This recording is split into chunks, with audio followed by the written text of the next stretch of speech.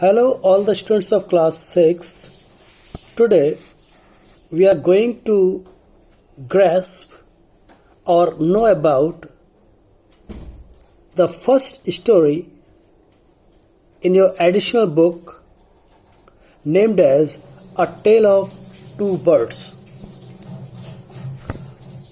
A mother bird and her two young ones lived in a forest. In a storm, the mother was killed and the young birds were separated from each other. Each found a different home. The first one reached in the company of robbers, and the second one reached in the company of a saint or a rishi. One day, a king came to the forest. He was amazed, surprised to hear the voice of them.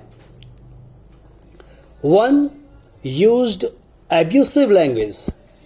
Abusive means the language that is not liked by or opprobrious language or insulting language, and another used welcoming language. He was confused how two of them could behave differently. Then the rishi explained to him that one is known by the company one keeps. So this was the gist of lesson number 1 in your additional book named as A Tale of Two Birds. So students, please go through it and grasp it well.